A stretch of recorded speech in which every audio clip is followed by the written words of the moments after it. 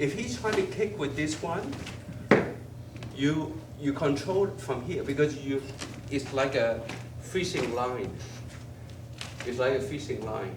That any movement of the rest of his body will transmit it to the point of contact. That's when we go to the chisel that we will, I will show you how to get the most out of it, right?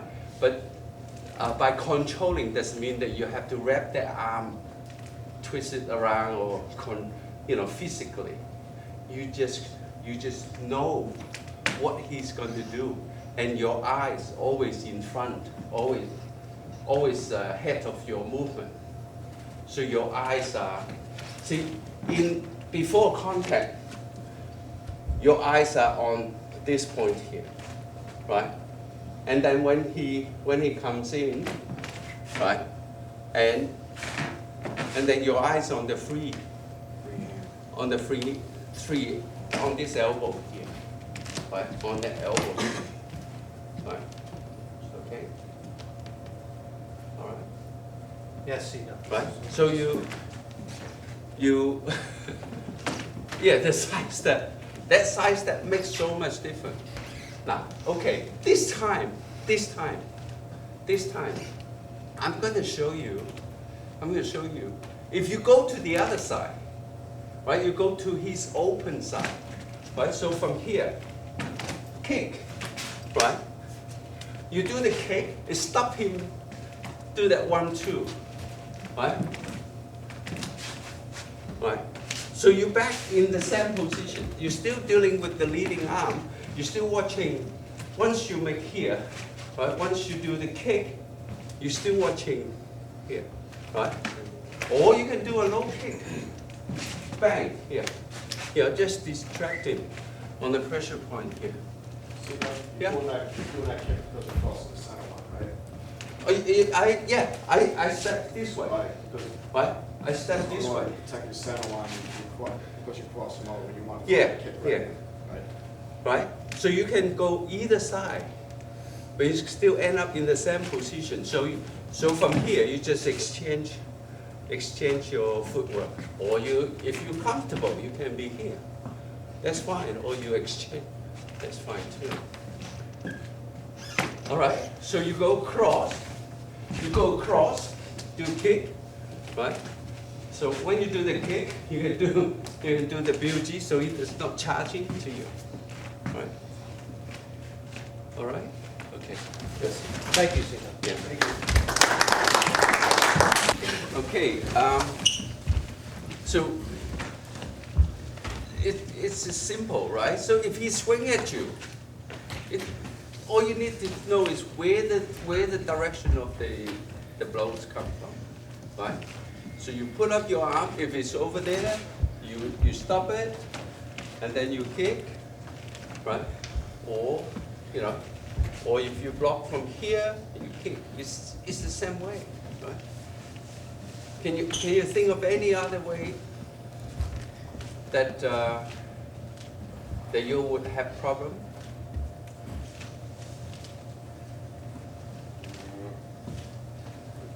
Anything that come from the left side, if you deal with your left arm, then you can come straight across. You don't need to kick, right?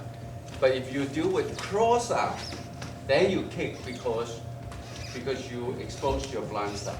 That's why you do it. All right? Okay. Now, we're going to do how you're going to enter, right? How you're going to move into this person.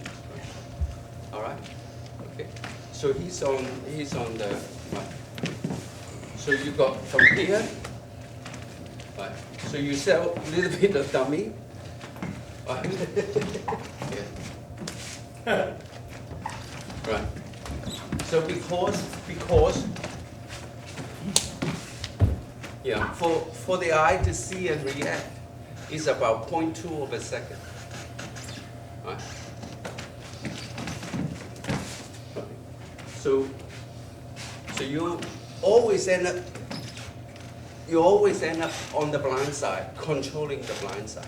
That's what you want to do. If you're not on the blind side, you move to the blind side. All right? So you,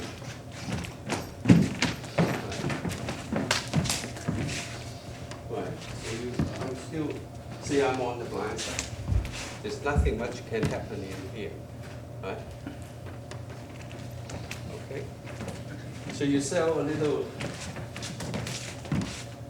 right? All right? Okay. Thanks. It doesn't really matter, does it? I mean, he's moving around with his head, right? So you're still going to the blind side, right? You're still going to the blind side. Huh? Huh? You have to get your partner to try out that, so it's, you're still going to the blind side. It doesn't matter because the centers move very little. It's the head, weaving and bobbing, is all right. Uppercut. I train with boxers, that's why I'm asking. Yeah. Ice and uppercut? So you keep a distance. You keep the distance. You fight on your distance. You wouldn't let them move into a certain distance. Then you don't have to deal with them. But in case they do, is there an emergency technique you can use? Yeah, you do it just sour and punch. Just sour and punch. Yeah. Or gut.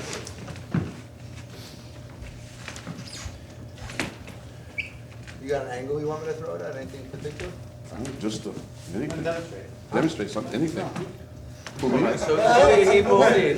I say he moved in. I'm not the boxer. I mean, so I don't know how to throw a proper boxer uppercut. So if he move in, jab, and then he trying to get close to a uppercut, right? Trying to throw peekaboo. Right. See, Yeah, because exactly. Can you do it? Thank you.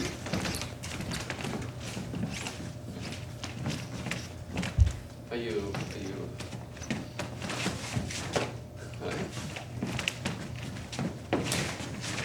Right. This is set. Right. You just go. Because your guard's here. Right.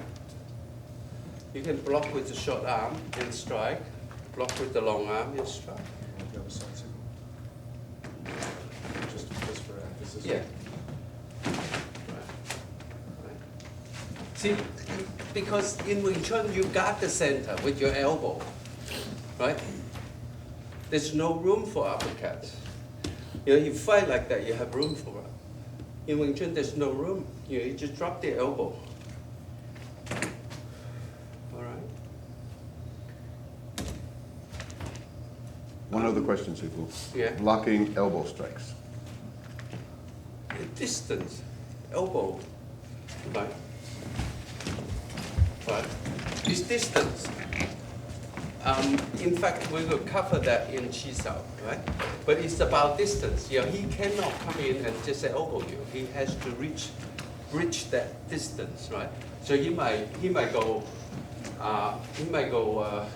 a punch here and then an elbow to get into you, right?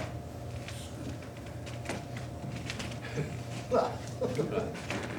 So every block you have to counter, otherwise they pile up pressure on you, right? So every block you just, right? So you have to dictate that distance. If you, right? And then you've got the Wu Sao there. If he hits me with when he hits me with that first shot, I'm not gonna hit him with the elbow because he's hitting my timing. As soon as my foot touch. See, a lot of the elbow they do is, say you swing at me, right? So I go underneath, right? Then I go the elbow, or I go elbow this way. That takes a long time to get them there, but because the person actually swing like that. But if he swing at me and I already strike him, and then I dictate what I want to do. That's what you want to do, you know. In fact, somebody might have the most powerful elbow. Why you want to try it? Why you want to say, I can block it, right? Don't let them get a chance, you know, so you keep that distance, right? You keep that distance, right? Yeah? So, I have difficulty, not when I'm there, but to get there, especially if someone's throwing a jab. Yeah, he's moving, yeah. And That's why I show you the entry technique that, you know, so if he's moving out, right? So you just have to, right. You prefer to be in a parallel or cross arm when you do that? If you tuck in? Parallel is better, Parallel's better? easier. It makes no difference, yeah. You prefer parallel? Yeah, it's easier. It's easier because you're on the blind side. Easier to get to the blind side. Right. So you want to try out these three: the uppercut, the elbow, and the jab, with the combination of the things. All right. Yeah. So the second half, we just want to link up the chi sao and so on, right?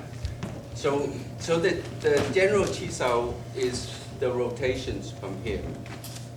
The rotation, right? And your objective is basically to move from this position to the blind side, so that you can apply on, you know, right? So you can, from here, you can use the attack, and yeah, right. So you use the attack. Okay. So this basically is just a simple palm strike, right. And then you adjust to the blind side, right. Okay, yeah. So you just go in. All right, good. So you go from here to this. Okay. Right? So he's trapped the blind side. Right? So you get out by breaking the contact. Right? So I'm actually on the side stance. Right? So you go from here.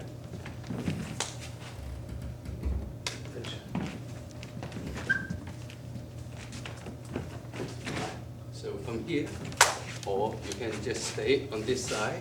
Right? So you extend your arm, you deflect the force. Right. Right, you deflect the force, and then you same rule that you go to the blind side. You go back, yeah, control the blind side, all right?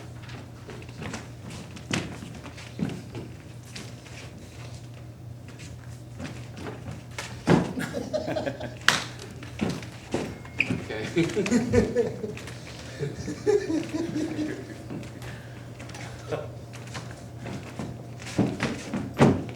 Right, okay.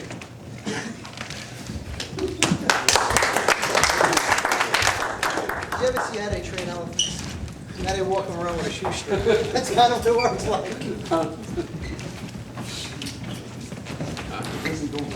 Why did I get it?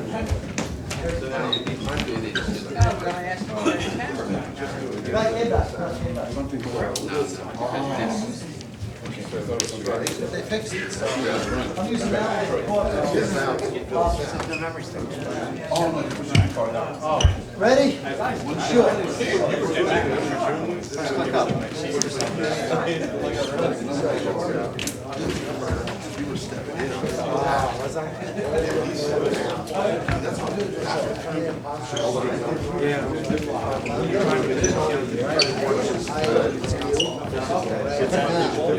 Large kick. One of those. My